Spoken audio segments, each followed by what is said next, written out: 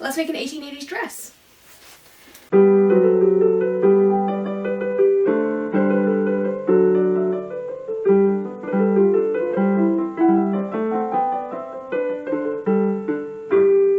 Alright, so I really don't know what I'm doing here, but we have an 1880s event coming up next month in March. And I thought it was 1883 for like the last year we've been planning this. And I don't know why I thought that, but I had a meeting with Sarah the other day and she was like, no, it's 1882. 1882, we're still in natural form. I don't have any natural form dresses. And I'm picturing an officer's wife, so I have to have like several outfits to like change into the whole weekend. I have my 1880 silk dress, and I do technically have silk. I can make a brand new dress.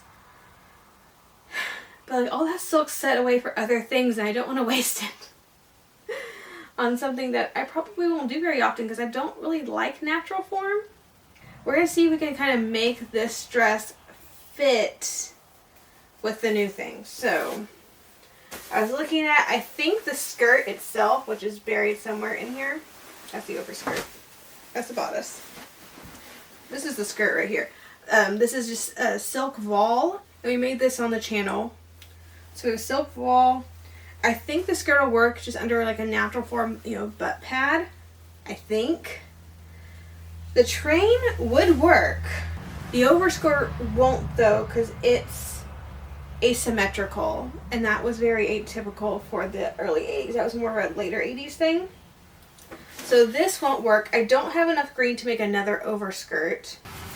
And then I bought 3 yards, because it was $20, of a shot silk, so it changes colors based on the light. It's not green. It's pink and gold. So I have 3 yards of this to make an apron or an overskirt and a bodice. So I think we're going to start with that and get going on this 1882 wardrobe that I don't have a need in a couple weeks. Alright, so I have the first few pieces on here. It's taking a lot less fabric than I thought it would. I might be able to put a train on that back. I don't, it'll be close.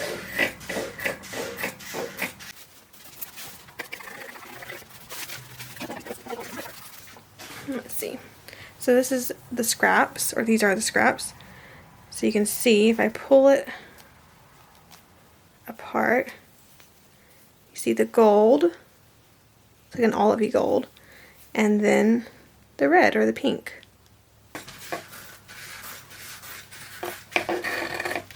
Alright, this is the back piece. We're going to cut it quite a bit longer. This kind of barely goes on the ground as it is, so it's a little bit of a train. I'm going to add a little bit more of a train. And we'll put the tapes in there to bustle it up for the daytime. But we'll leave it long because I've seen non-bustled long trains for evening wear. So I think this will work out just fine. I can have one thing for evening and day. I don't have very much fabric left, but I think that's enough for the evening bodice.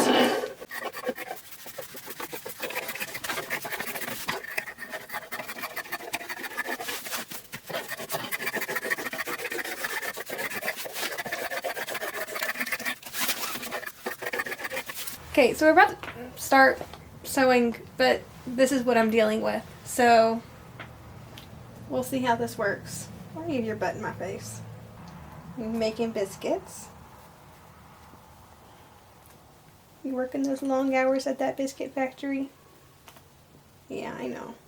If I move this way, will you can stay there. I just need to work. Should be fine. Yeah, we're going to be using Wilma because she's the 1870s machine. It's the closest one I got to the 1880s.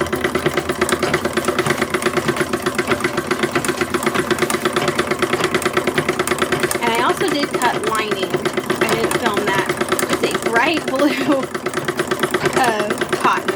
It's not polished, but it's shiny. It looks like it's a polished cotton. And I have no idea why I bought it or where it's from or anything. I had 5 yards of it though, so I decided we were going to use it for lining.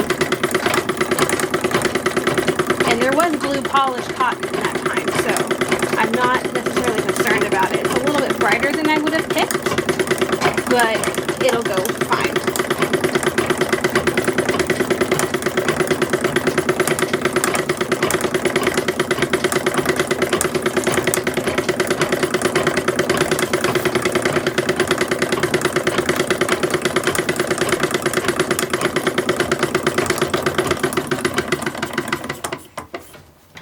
So this is the front and the side front. I don't think I said that before. Front and side front. I have pins here where we're going to do the pleating on the side front.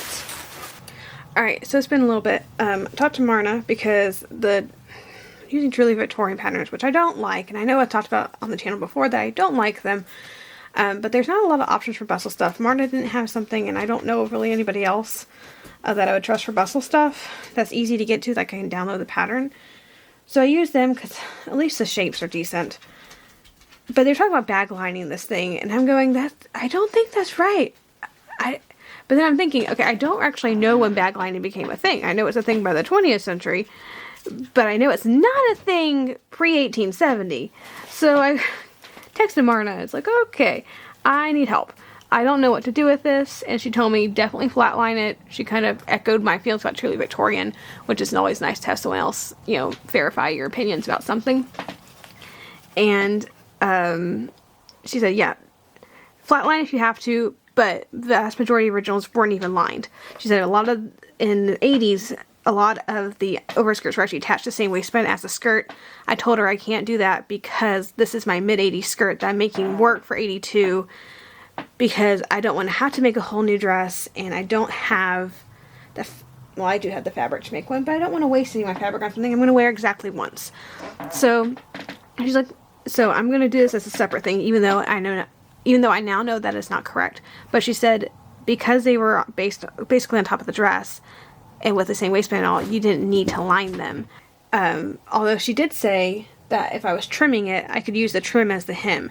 And I do have some ribbon. We're going to use some cream colored velvet ribbon I have. So I might just hem the whole thing with that, give it a little bit of decoration, and yeah.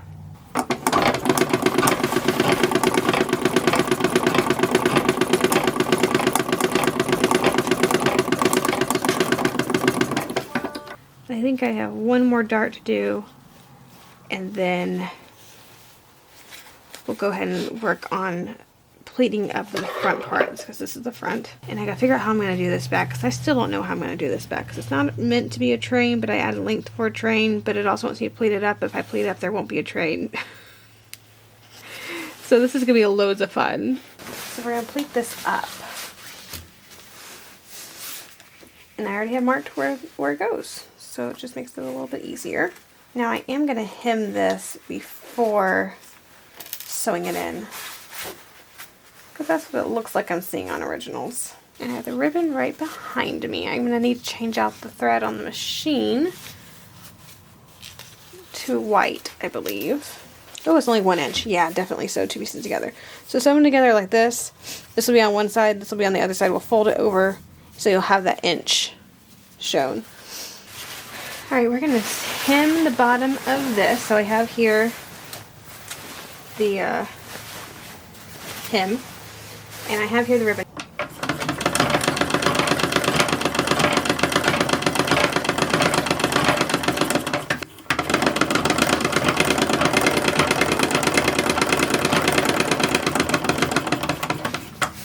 I need to sew the top of this facing so it doesn't fall down.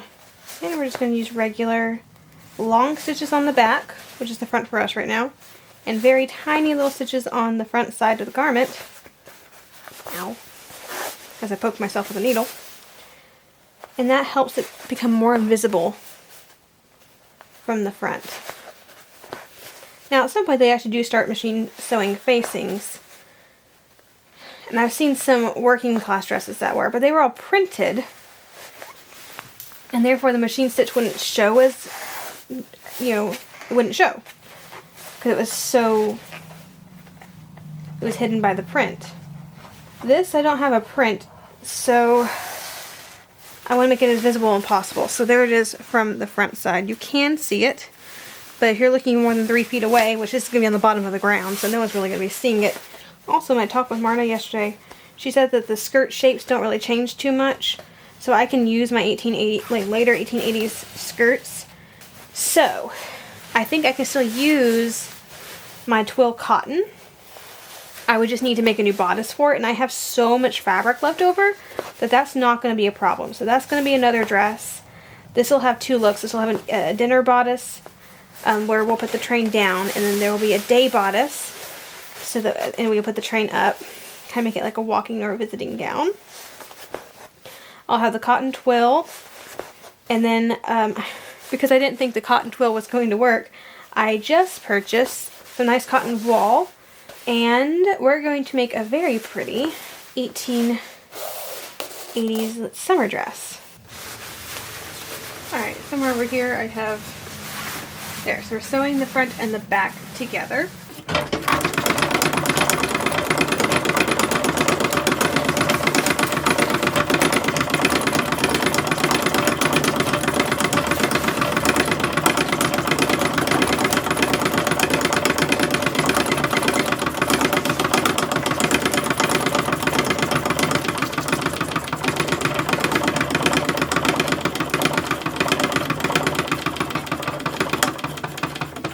The other side's already sewn together. It does not have a placket because we're only opening out one side. Alright, we have a waistband to sew on. I'm going to do it by machine. So it's the back that's slightly gathered.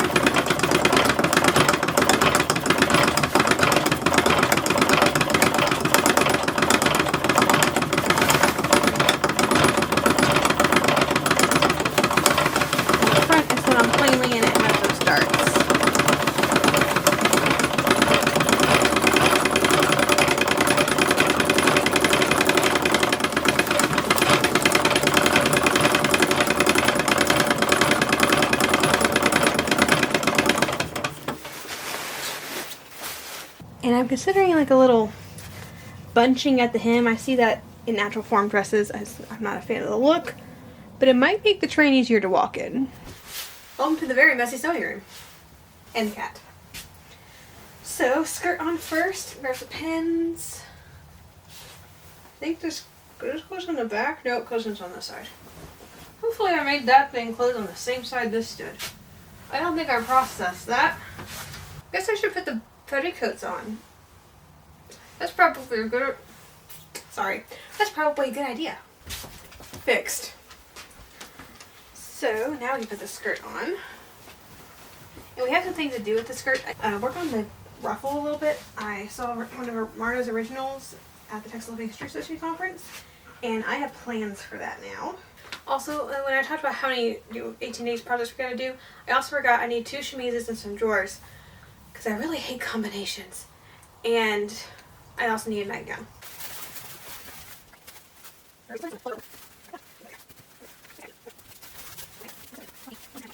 I'm wondering if I need to tack those pleats down a little bit to get them a little bit more body. I have another option, and that is that I could gather this up. Done lightly, that might be okay. Let's worry about what I really need to worry about this time, which is the back. Anyway, we're going to gather it up, and I'm going to put tapes there and put tapes up here, tie it up so I don't have a train during the day, and it just looks like a poof. Actually, honestly, exactly where I put the facing is exactly where I need to go. That's helpful. Like, I'm really not a fan of how that lays. It just looks like a mess. I need some sort of control with this. So it looks really good here, just not here.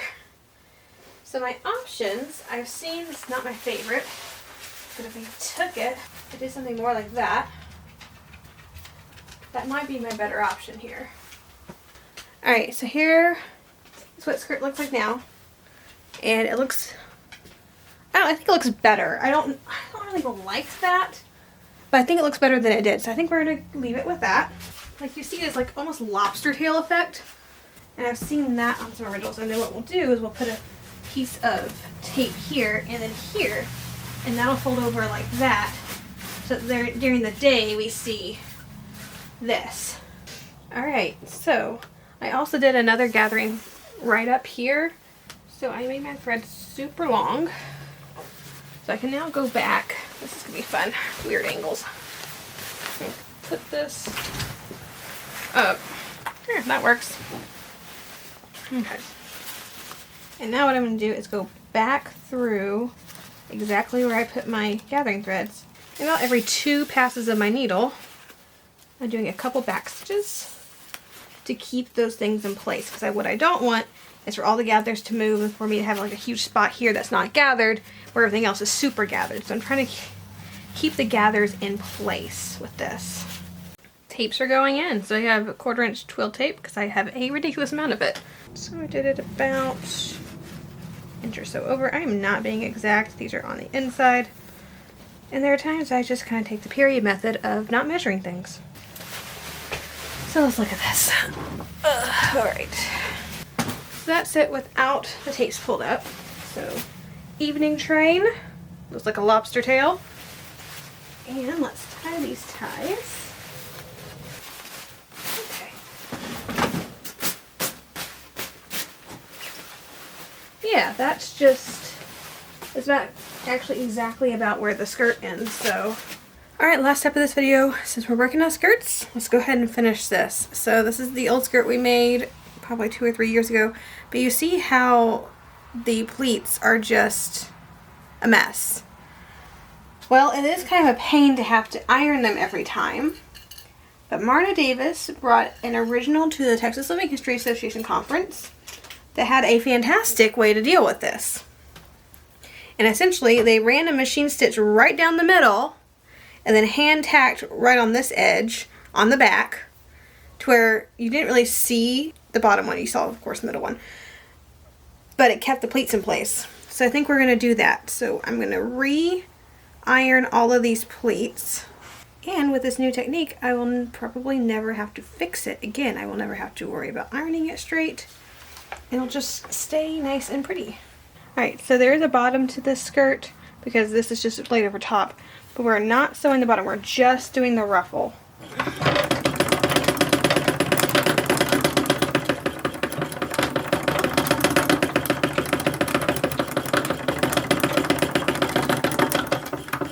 Oops.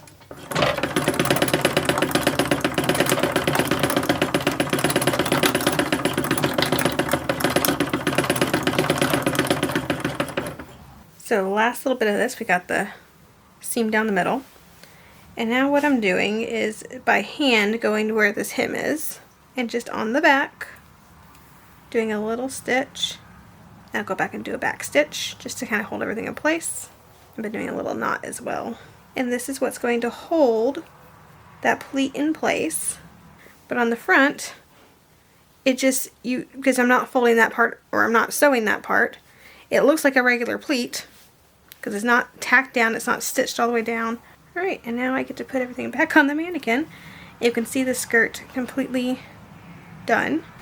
Alright, I have it tied up, so I'll get out of the way so we can kind of see it fully. I'm going to put the camera down as well, so we'll see it from the side, the front, the back, all that. Alright, so there is the side front. There's this side, and this is with the train pushed up. And let's undo all these little ties. I don't know if I can even get all the skirt in the frame. But that's the train. We would turn this to the side. I like when the train kind of swoops like that. I think that always looks so good. And of course it's going to look just the same from the front. Just with a little bit of the train. But I think we did good for today. So fixed up the skirt that we had. Added a nice overskirt. I think the overskirt looks really good with that fabric, because the gold in there makes it look kind of orangish, but then on the sections where you see more gold, it looks very similar to that green. So it almost looks like that the green down here is inside of this, which as you move and all that is going to look great. And with that little gathering that we ended up doing, you see more of the changing, especially when natural light hits it. So I'm quite pleased with that.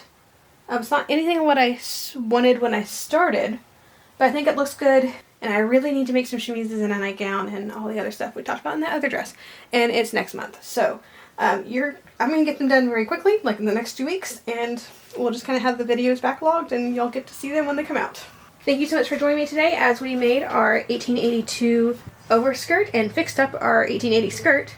If you enjoyed the video, please like and subscribe to the channel. Click that little bell notification so you're notified anytime I upload a new video. And as always, have a fantastic week. I'll see you back here in the next one.